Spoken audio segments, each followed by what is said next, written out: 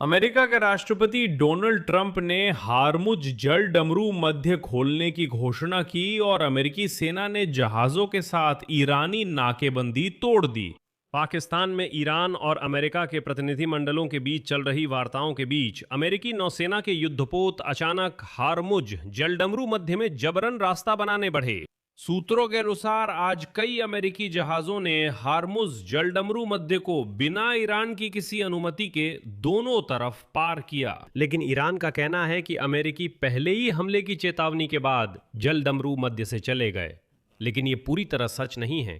इसी दौरान ईरान के अधिकारियों ने स्वीकार किया कि वे हार्मुज जलडमरू मध्य को अधिक जहाज यातायात के लिए खोलने में असमर्थ हैं, क्योंकि वे उन सभी बारूदी सुरंगों का पता नहीं लगा सकते जो जलमार्ग में बिछाई जा सकती हैं। ईरान ने स्वीकार किया कि उसने हाइकिन माइंस बिछाई थीं, लेकिन अब उसके पास इन माइंस को हटाने की तकनीकी क्षमता नहीं है। लेकिन इसमें तेहरान ने एक बहुत ही महत्वपूर्ण चाल चली है, जिसे हम इस एपिसोड में आपके साथ चर्चा करेंगे। डोनाल्ड ट्रंप ने कहा कि अमेरिकी जलडमरू मध्य को माइंस से साफ कर रहे हैं, हालांकि बातचीत अभी भी अधर में है। मेरा नाम अलेक्से पेची है। आइए इस विषय पर चर्चा करें। शुरू करने से पहले चैनल को सब्सक्राइब करें, एपिसोड को लाइक करें और कमेंट में अपनी राय लिखें। अगर आप इस YouTube चैनल के काम को सपोर्ट करना चाहते हैं तो आप वीडियो के डिस्क्रिप्शन में दिए गए लिंक और डिटेल्स या अपनी स्क्रीन पर दिख रहे QR कोड के जरिए कोई भी डोनेशन कर सकते हैं। मेरे टेलीग्राम चैनल पेचिए न्यूज को सब्सक्राइब करें, लिंक वीडियो डिस्क्रिप्शन में है। तो शनिवार को अमेरिकी नौसेना के कई जहाजों ने खुलेआम हार्मुज जलडमरू मध्य को पार किया, जिसे ईरान ब्लॉक करता है। यह कदम तेहरान की सहमति के बिना उठाया गया। युद्ध शुरू होने के बाद पहली बार अमेरिकी सैन्य जहाजों ने इस जलडमरू मध्य को पार किया। वॉशिंगटन में कहा गया कि इस ऑपरेशन का उद्देश्य वाणिज्यिक जहाजों को जलडमरू मध्य पार करने की संभावना पर भरोसा दिलाना था। कहा गया कि अगर युद्ध में पहली बार सैन्य जहाज इन पानी में जाने से नहीं डरे तो दूसरों को भी डरने की जरूरत नहीं। लेकिन यह सच नहीं, यह जाल है। इस पर बाद में बात करेंगे। पेंटागन ने बताया कि अमेरिकी नौसेना के जहाजों ने पूर्व से पश्चिम की ओर जलडमरू मध्य पार किया, फारस की खाड़ी तक पहुंचे और फिर जलडमरू मध्य के रास्ते अरबी सागर लौट आए। ईरानी सरकार ने अमेरिकी जहाजों के गुजरने की पुष्टि की, लेकिन इसे युद्ध विराम के उल्लंघन के रूप में बताया और इन जहाजों पर हमला करने की धमकी दी। कहा जा रहा है कि इस्लामिक रिवोल्यूशनरी गार्ड्स की चेतावनी के बाद अमेरिकी जलडमरू मध्य से हट गए। मैं मानता हूं कि ट्रंप ये दिखाने की कोशिश कर रहे हैं कि उनकी बातचीत काम कर रही है, क्योंकि संघर्ष विराम की शर्तों में जलडमरू मध्य खोलना था, लेकिन वो कभी खोला नहीं गया। संघर्ष विराम की घोषणा के कुछ दिनों बाद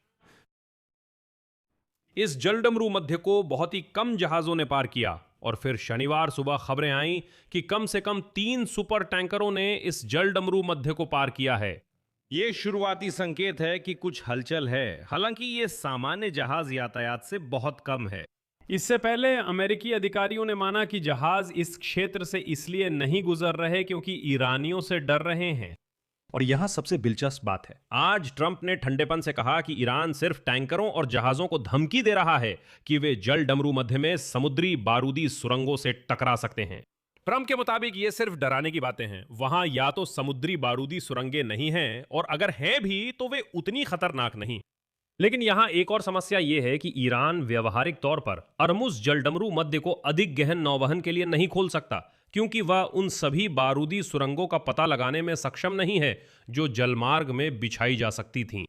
तेहरान के पास उन्हें निष्क्रिय करने की तकनीक भी नहीं है। ईरान ने पूरे जलडमरू मध्य में बहती हुई समुद्री बारूदी सुरंगें फैलाई हैं, लेकिन अब खुद नहीं जानता कि वे कहां हैं। न्यूयॉर्क टाइम्स में यही लिखा गया है। यह भी बताया गया है कि यही वजहों में से एक है कि ईरान अमेरिकी राष्ट्रपति डोनाल्ड ट्रंप की प्रशासन की मांगों के अनुसार जलडमरू मध्य में तेज आवाजाही बहाल करने में तुरंत सक्षम नहीं हो सका।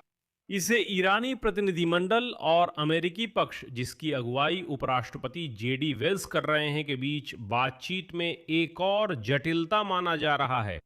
पिछले महीने मैं ये बताना चाहूंगा कि ईरानी पक्ष ने जलडमरू मध्य में बारूदी सुरंगें बिछाने के लिए छोटी नौकाओं का इस्तेमाल किया और ड्रोन व मिसाइल हमलों का जोखिम भी था। इससे टैंकरों और अन्य जहाजों की आवाजाही तेजी से घटी। नतीजतन ऊर्जा संसाधनों की कीमतें बढ़ गईं और ईरान को इस युद्ध में प्रभाव डालने के लिए एक प्रमुख साधन मिल गया। और यहीं पर वही ईरानी रणनीति का सबसे चालाक हिस्सा आता है। और ये मत सोचिए कि वे नहीं समझते थे कि वे क्या कर रहे हैं, या वे बस यूं ही पूरे जलडमरू मध्य में अंधाधुंध बारूदी सुरंगें बिछा रहे थे वगैरह। वे अच्छी तरह समझते थे कि वे क्या कर रहे हैं। असल में ईरान ने, और आज उन्होंने इसका आधिकारिक रूप से ऐलान भी किया, जलडमरू मध्य में सिर्फ एक ही रास्ता खुला छोड़ा है जिससे जहाजों को गुजरने की इजाजत है, बशर्ते वे शुल्क अदा करें।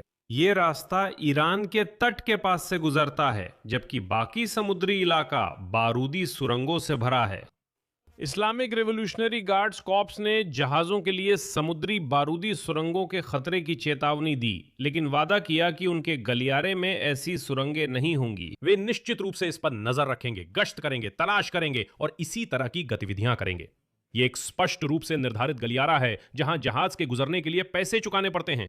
ईरानी मीडिया ने ऐसे नक्शे भी छापने शुरू कर दिए हैं जिनमें पैसे देकर गुजरने वाले सुरक्षित रास्ते बताए गए हैं। ईरानी दावा करते हैं कि इस गलियारे में बारूदी सुरंगें नहीं होंगी। यानी ईरानी अच्छी तरह समझते थे कि वे क्या कर रहे हैं।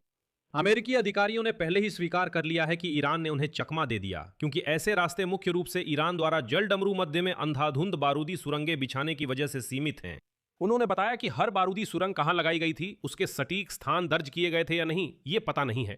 उनके अनुसार यहां तक कि जब बारूदी सुरंगों के स्थानों की जानकारी दर्ज भी की गई थी, तब भी कुछ सुरंगें इस तरह लगाई गई थीं कि वे बह सकती थीं या अपनी जगह बदल सकती थीं।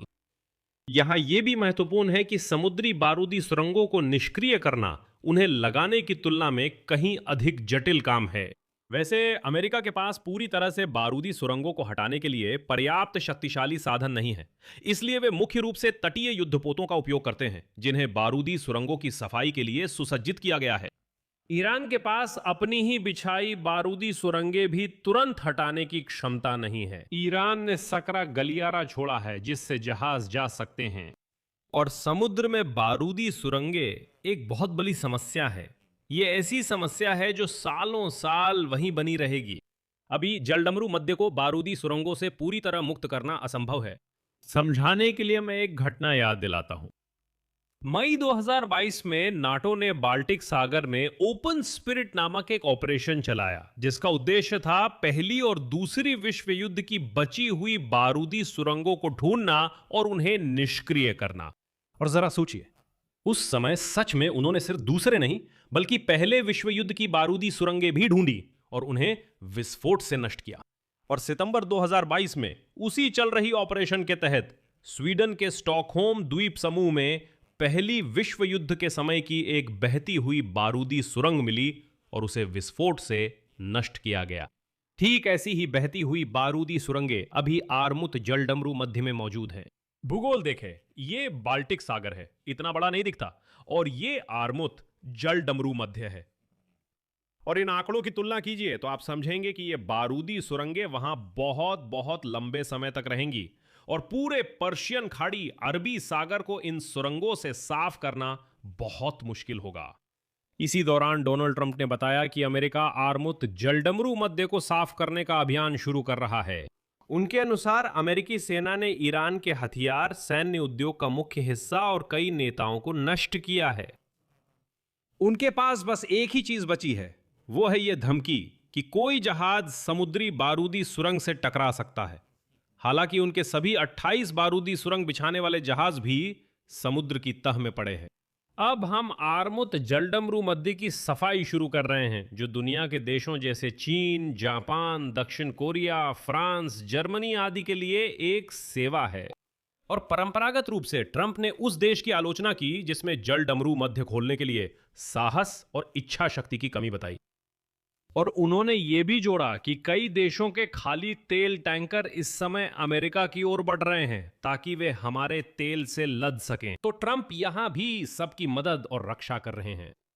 मैं यही विराम लेता हूं। अपनी राय नीचे कमेंट्स करें, चैनल सब्सक्राइब करें, बेल आइकन दबाएं और लाइक करें। अगर आप हमारे इस YouTube चैनल के काम को सपोर्ट करना चाहते हैं तो आप जानते हैं कि क्या करना है। आप डोनेट करके ऐसा कर सकते हैं।